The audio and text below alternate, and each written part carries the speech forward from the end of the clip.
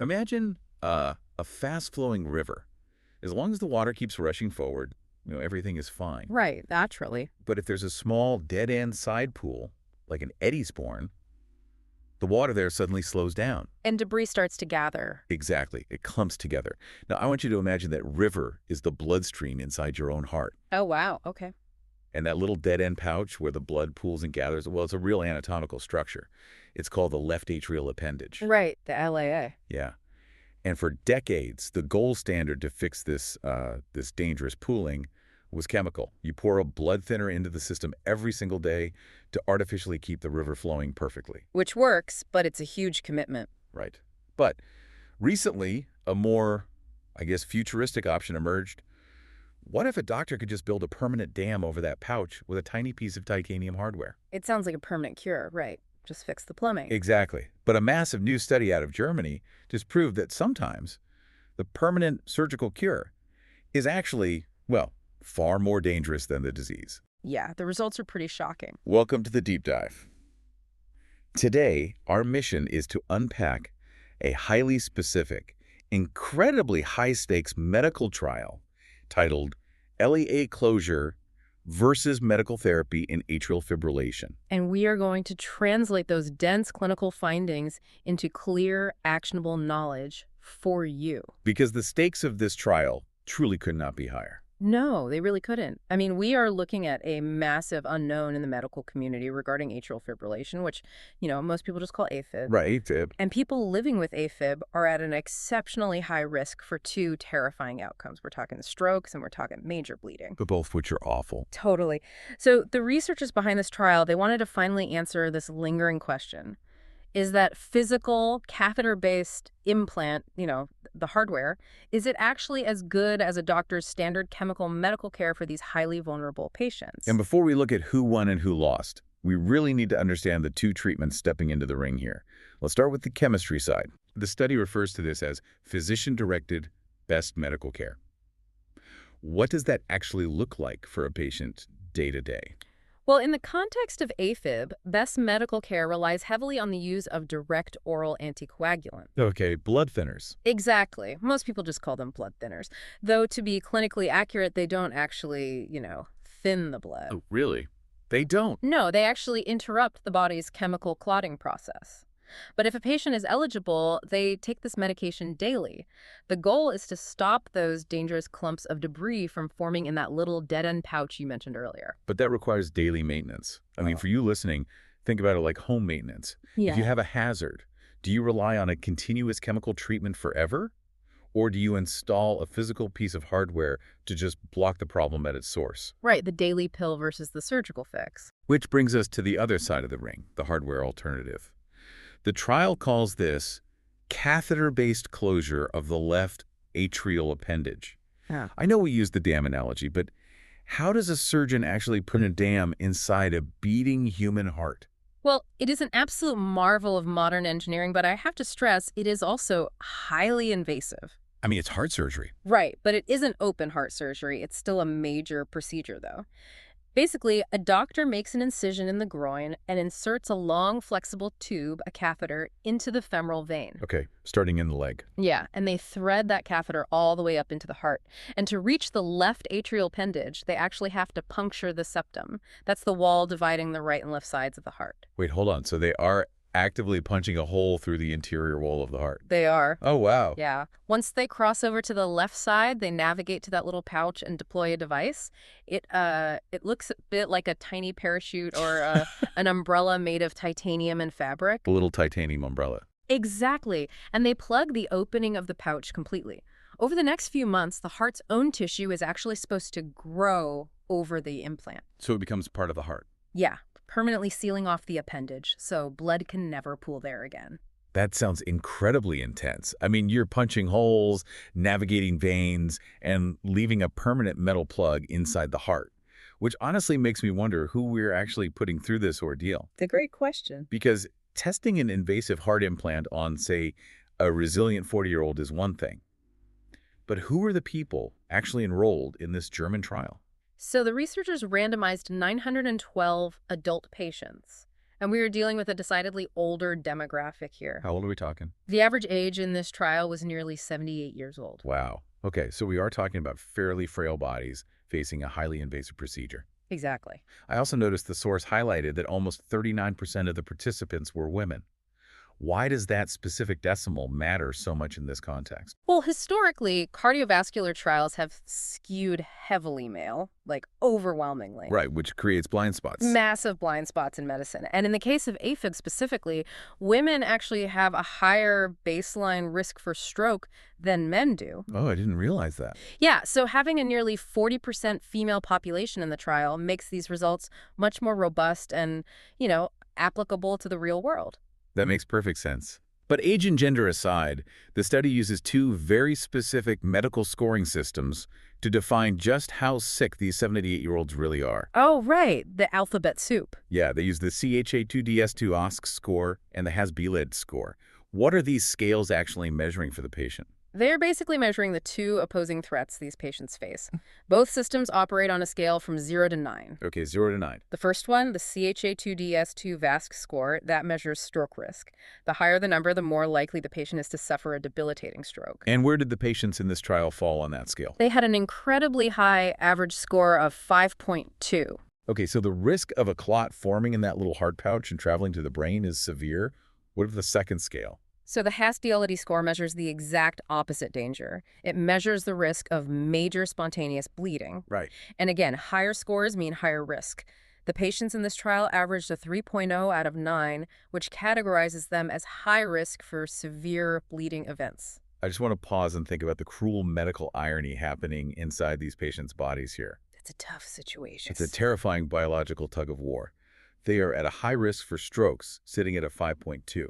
So to prevent those strokes, the standard medical care is to give them blood thinners. Right. But these exact same patients are also at a high risk for bleeding, sitting at a 3.0. And what is the primary most dangerous side effect of a blood thinner? It severely exacerbates bleeding. Exactly. You might prevent a clot in the heart, but cause a fatal hemorrhage in the brain. It's a nightmare scenario for you as a patient. It really is the ultimate clinical rock in a hard place. The physician is just trying to walk a tightrope, balancing the chemistry every single day. And that tightrope is exactly why the hardware device, the LALA closure, seems so incredibly appealing, right? Oh, totally.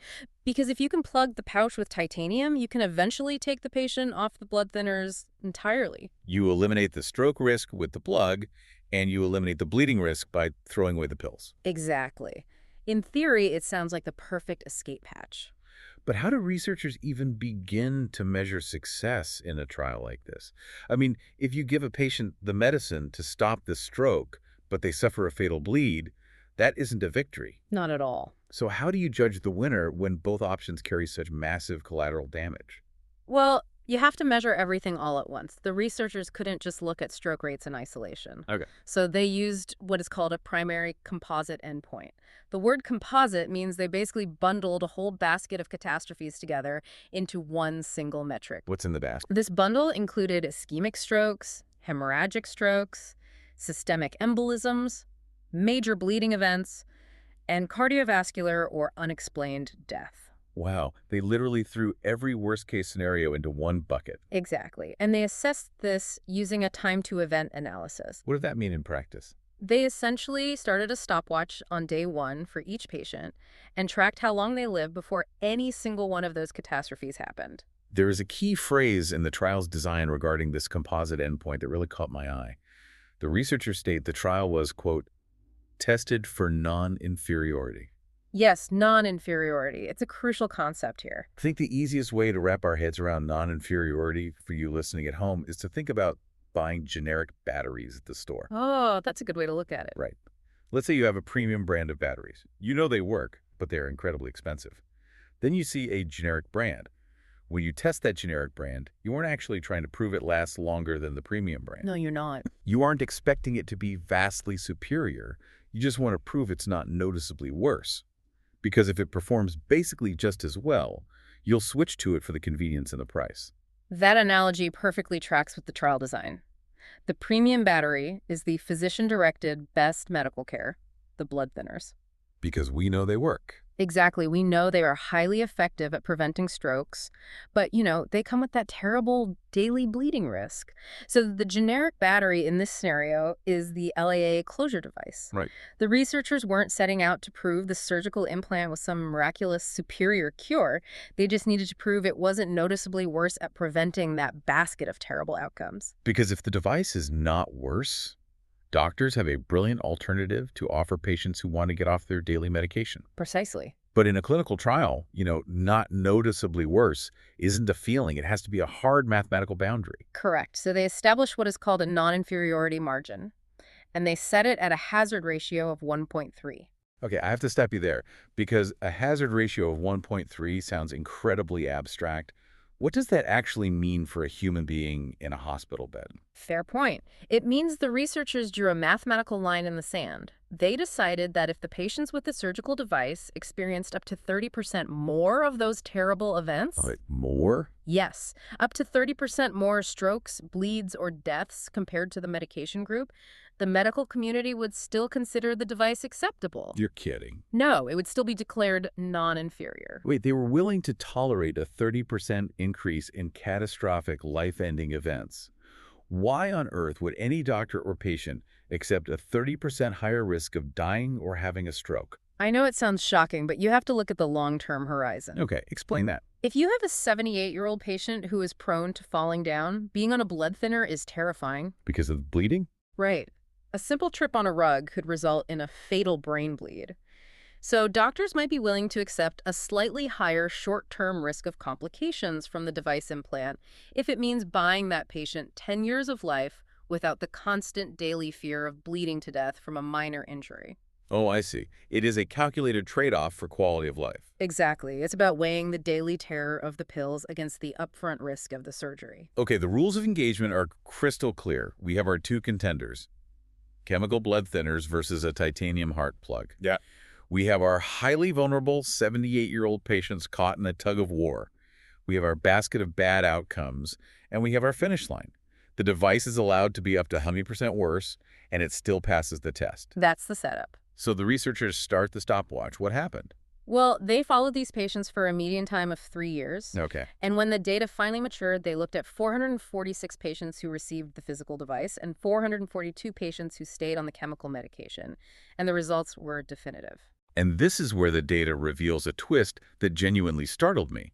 Because when you look at the raw numbers, the device group, the patients who got the permanent futuristic hardware, they actually saw more first primary endpoint events. They did. That's wild. In the device group, 155 patients experienced one of those bundled terrible events.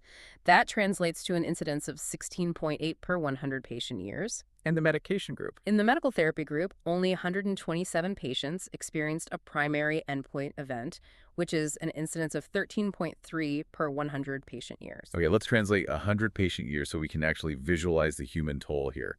What does that metric mean? Sure. Imagine you took a room filled with 100 of these 78-year-old patients from the trial, right? And you watched them for 1 full year. Okay, a room of 100 people. Based on this data, about 17 of the patients with the hardware device would suffer a stroke, a major bleed, or die in that year. And the other room? Compare that to the medication group, where only about 13 patients would suffer the same fate. Wow. So the physical dam is failing more often than the chemical river maintenance. Unfortunately, yes. There's another statistical phrase in the results that sounds like a terrifying sci-fi concept to me. The researchers noted the difference in restricted mean survival time was negative 0.36 years. Yeah, that's a heavy one. What does losing negative 0.36 years actually look like for a patient?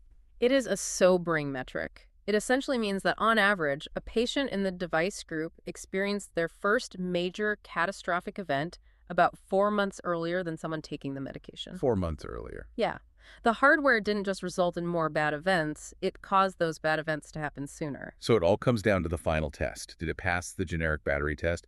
The p-value for non-inferiority was 0.44. It completely failed the test. I thought so. Yeah, in statistics, a p-value that high means you did not even come close to proving your case. The trial's conclusion is explicit. The left atrial appendage closure was not non-inferior to physician-directed best medical care. Let me make sure I am translating that double negative correctly. It's confusing, I know. By declaring it not non-inferior, the researchers are saying the device failed to prove it was an equal substitute. You're correct. It wasn't just a little worse, it was worse enough that it blew right past that 30% margin of tolerance? That is the exact translation. Among these specific older patients who are at a high risk for both stroke and bleeding, the titanium device could not match the protective benchmark set by the daily pills. But why? I mean, logically, if the device physically plugs the exact pouch where the clots form, how is it losing to a pill? There are a couple of intersecting reasons for that. Okay, let's hear them. First, while the left atrial appendage is the most common place for clots to form during AFib, it is not the only place. Oh, interesting. Right. Blood thinners protect the entire vascular system. The plug only protects one specific room in the house, so to speak. That makes total sense. And the second reason? Second, and perhaps more importantly, we have to talk about the trauma of the procedure itself. Which brings us to the adverse events. This is the statistic that really made my jaw drop. The trial tracked serious adverse events. In the device group, severe complications occurred in 82.5% of the patients. Yeah. That is 368 people out of 446. It's massive. And in the medical therapy group, serious adverse events still occurred in 77.4% of patients. Both of those numbers are staggeringly high. They really are. It speaks to just how incredibly fragile a 78-year-old body with a failing cardiovascular system truly is. Just existing at that age with AFib is dangerous. Exactly. But the physical intervention undeniably carried a higher rate of severe complications than the chemical one. What exactly are those serious adverse events for the device group? Like, what actually goes wrong? Well, it goes back to how the device is implanted. Remember, you are threading catheters through fragile veins, punching through the wall of the heart, and leaving foreign metal inside. Right. So patients can experience severe bleeding at the entry site in the leg. They can develop fluid buildup around the heart itself, which is a life-threatening emergency. That's terrifying. And ironically, before the heart tissue has time to grow over the titanium plug, the metal device itself can sometimes cause blood to clot right on its surface. Wait, so the device designed to stop clots can actually become the origin point for a new clot? Precisely. The trauma of the intervention sometimes outweighs the anatomical benefit of the plug. Wow. It really forces you to pause and rethink the assumptions we instinctively make about medical technology. Absolutely. We love a mechanical fix. Let's summarize the journey we've taken today. We looked at a profoundly complex trial centered on 78-year-old AFib patients. Yep. These are people walking a terrifying daily tightrope between suffering a stroke and suffering a major bleed. We compare the instinct to surgically install a physical hardware device against the daily chemical maintenance of blood thinners. Right. We tend to view surgical interventions as permanent, superior cures, and we often view daily pills as annoying, temporary band-aids. We do. It's a common bias. But the bottom line of this rigorous study flips that assumption on its head. For this specific, highly vulnerable demographic, the band-aid outperformed the cure. It did. The catheter-based device simply could not match the life-saving performance of traditional chemistry. It is a profound realization about the limits of physical intervention. And it leaves us with a critical thought to mull over long after this deep dive ends. Okay, what is it? Well, we saw today that a physical device, a marvel of engineering specifically designed to safely bypass the known dangers of blood thinners, actually failed to even match standard medical care in patients who are already at the highest risk for bleeding. Right. So if a structural implant can't beat a pill in the exact demographic it was designed to save, how should this specific failure reshape the medical community's obsession with inventing new physical interventions over refining traditional chemical therapies? It's a brilliant question. Because when the plumbing in the house is this old and this delicate, maybe tearing open the walls to cap the pipe isn't the safest fix after all. Probably not. Sometimes, carefully managing the water day by day is the absolute best we can do.